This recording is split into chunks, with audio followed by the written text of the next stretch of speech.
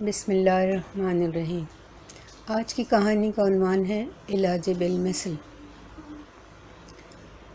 فوزیہ کی بات سن کر مجھے اپنے کانوں پہ یقین نہیں آ رہا تھا۔ حیرت اور افسوس سے ڈوبی ہوئی آواز میں نے ایک مرتبہ پھر اس سے وضاحت طلب کی۔ کیا واقعی یہ سچ ہے؟ فوزیہ، دلشاد اور جواد میں باہمی تلخی اس قدر بڑھ گئی کہ نوبت طلاق تک پہنچ گئی؟ خدا نخواستہ۔ فوزیہ: جی استانی جی، اور یقین دہانی کراتے ہوئے مزید معلومات یہ دی کہ یہ بات سارے خاندان کو معلوم ہو چکی ہے۔ استانی جی، بس آج کل میں معاملہ ختم ہی سمجھے۔ اللہ نہ کرے، زیر لب کہتے ہوئے میں نے چائے کا خالی کپ فوزیہ سے لیا اور فوزیہ سلام کہہ کر اپنے گھر چلی گئی، مگر میرے دل کو بے کلی نے گھیر لیا۔ بے دلی سے جلدی گھر کے ضروری کام نمٹائے، عبایا پہن کر دلشاد کی خبر لینے پہنچی۔ دلشاد رشتے میں میری بھتیجی تھی، اپنے کزن سے پسند کی شادی کی تھی۔ ماشاءاللہ 4 بچوں کی ماں تھی اور شوہر بھی اچھے تھے، محبت کرنے والے بھی، کاروبار بھی ٹھیک ٹھاک چل رہا تھا اور روپے پیسے کی تنگی بھی نہ تھی۔ پھر نہ جانے کیا افتاد آن پڑی۔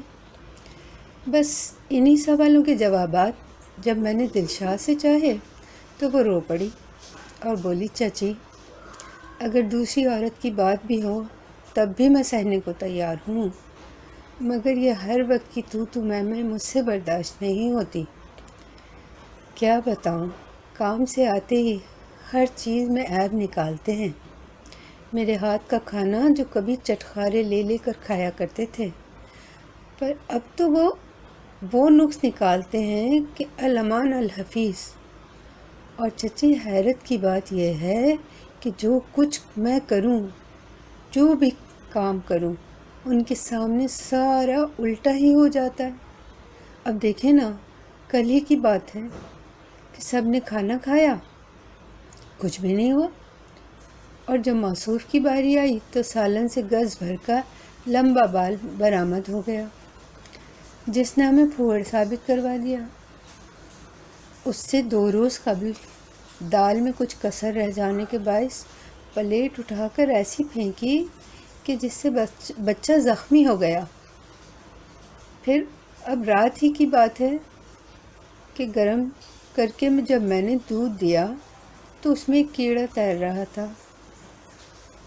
گھر کی ماسی سے صفائی گھر کی کرواتی ہوں روزانہ، اور اس کے بعد بھی شام کو ان کے آنے تک خود اپنے ہاتھوں سے 3 بار میں صفائی کرتی ہوں، مگر بچے صاف رہنے دیں تب نہ۔ ایک کمرہ صاف کر کے دوسرے میں جاؤں تو گھمسان مچا ہوتا ہے، اسے سمیٹ دوں تو تیسرا کمرہ جنگ کا میدان معلوم ہوتا ہے۔ بچوں کو صاف ستھرا رکھنے کے ہزاروں جتن کرتی ہوں، کچھ ہی لمحوں میں ایسا حلیہ بگاڑتے ہیں کہ گویا پہچاننا مشکل ہو جاتا ہے کہ ماسی کے بچے ہیں یا میرے۔ اب بھلا آپ ہی بتائیں چچی، ان حالت میں بھلا کوئی اپنا خیال کیسے رکھے؟ دوسروں کی مثالیں دیتے ہیں کہ فلاں کی بیوی دیکھو اپنے گھر اور بچے کتنے اچھے رکھتی ہے اور اپنا بھی خیال رکھتی ہے، کہ اس عمر میں بھی جوان لڑکیوں سے زیادہ اسمارٹ ہے۔ چچی، مجھے پھوہڑ کہتے ہیں، آپ ہی بتائیں نا چچی، کیا دوسروں کے شوہر اپنی بیویوں کا گھر کے کام کاج میں ہاتھ نہیں بٹاتے؟ میں نے اس بات میں سر ہلایا تو اس کی ہمت بندھی، بولی، چچی میں نے بھی کہہ دیا، تنگ آ گئی تھی، کیا کروں، بس غصہ آ گیا۔ میں نے کہہ دیا کہ میں تو ایسی ہی ہوں، اب جو چاہو وہ کرو، چاہو تو رکھو، بھلے سے چھوڑ دو، میری بلا سے۔ رات دن کی دھیدیں ہم سے برداشت نہیں ہوتی۔ اللہ تیرا شکر ہے، بے ساختہ ہی میرے منہ سے نکلا۔ دلشاد سراپا حیرت بنی مجھے تک رہی تھی، بولی، چچی میرا گھر اجڑ رہا ہے اور آپ؟ وہ احتجاجاً رونے لگی۔ ارے بیٹا، میں تو ڈر گئی تھی، نامعلوم کیا بات ہے۔ شکر خدا کا، کوئی بڑی بات نہیں۔ پھر اسے تسلی دینے کے لیے میں نے اسے اپنی کہانی سنائی، جو کم و بیش انہی حالات پر مبنی تھی۔ پھر اسے دلاسا دیتے ہوئے کہا،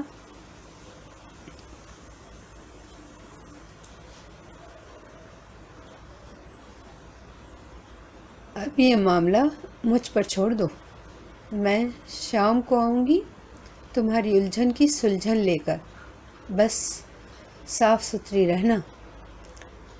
میں نے شام سے قبل ہی دلشاد کے دروازے پر دستک دے دی اور اسے اپنا منتظر پایا۔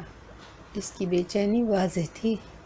چچی، اس کی پکار کے جواب میں نے اپنی ہتھیلی اس کے چہرے کے سامنے کرتے ہوئے کہا، یہ ایک تعویذ ہے، اسے موم جامع کر کے لائی ہوں، اور جواد میاں جب آئیں تو اسے دانتوں تلے داب لیا کرو۔ یوں تو یہ عمل 40 دن کا ہے، مگر جواد میاں تم سے بہت محبت کرتے ہیں، ہفتے 15 روز میں ہی سب ٹھیک ہو جائے گا انشاءاللہ، اور جواد میاں تمہارے آگے پیچھے پھریں گے۔ اور ایک بات غور سے سن لو، دن بھر کے کام کو سر پہ سوار مت کیا کرو، کام گھر کے جتنے بھی ہوتے ہیں اسے عبادت سمجھ کے کرو، اور یہ جو بچے ہیں یہ تو اللہ کی نعمت ہے، ان کی اور شوہر کی خدمت عبادت ہے۔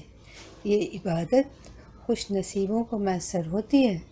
جا کے دیکھو ان گھروں میں، جن گھروں میں بیٹیاں اپنے ماں باپ کے گھر بیٹھی ہیں، کیسی کیسی منتیں کرتے ہیں، کیسے کیسے سجدے کرتے ہیں اور منتیں مانتے ہیں، اور اس حد تک گزر جاتے ہیں کہ کسی طرح ہماری بچیاں بس جائیں۔ یہ بھی نہیں دیکھتے کہ شرعی طور پر جو کام ہم کر رہے ہیں وہ اللہ اور رسول کو پسند بھی ہے یا نہیں، لیکن بس اللہ ان سب کی مشکلوں کو آسان کرے۔ اچھا بیٹا، اب میں چلتی ہوں۔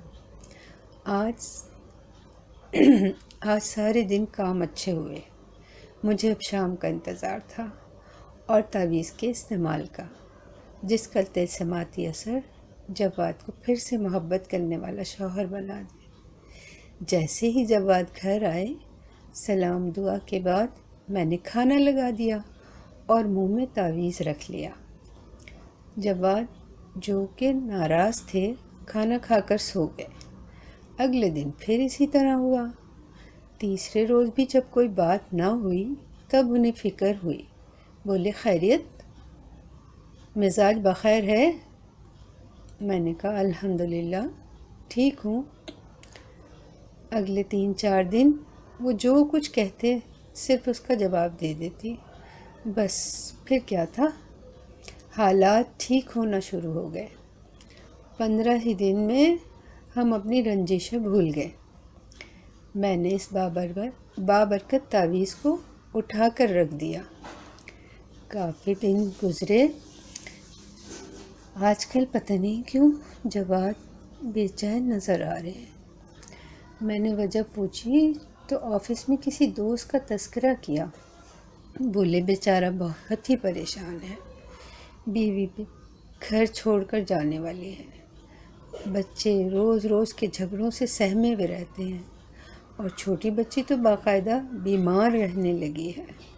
اس لمحے مجھے تعویذ کا خیال آیا۔ میں نے جواد کو تعویذ کے بارے میں بتایا تو انہوں نے کہا کہ لاؤ، مجھے لا کر دکھاؤ، اگر واقعی ایسا بابرکت تعویذ ہے تو میں اپنے دوست کو ضرور دوں گا۔ میں نے تعویذ جواد کے ہاتھ میں لا کے رکھ دیا۔ بولے، اس کا پلاسٹک کور خراب ہو گیا ہے، لاؤ اسے تبدیل کر دیں، پھر میں اسے اپنے دوست کو دے کر آؤں گا، اللہ اس کی برکت سے اس کی پریشانی دور کر دے۔ میں نے انہیں قینچی اور صاف ستھری تھیلی دے دی تاکہ وہ دوسرا کور چڑھا دیں۔ وہ بولے، موم بتی لے آؤ، اسے موم جامع بھی تو کرنا ہے۔ میں کچن میں موم بتی لینے گئی، اس اسنا میں جواد نے پلاسٹک میں سے تعویذ نکالا جو نہایت ہی چھوٹا سا ورق تھا اور دونوں طرف سے بالکل سادہ تھا۔ جواد بے اختیار مسکرائے اور اس تعویذ کو عقیدت سے باندھنے کی تیاری میں مصروف ہو گئے۔ میں حیرت سے سارا ماجرا دیکھ رہی تھی۔ مجھے اپنی چچی کی عقل پر بہت پیار آ رہا تھا۔ کس خوبصورتی سے انہوں نے میرا گھر ٹوٹنے سے بچایا۔ اللہ پاک ایسے بزرگ سب کو دے اور میری چچی کی عمر دراز کرے۔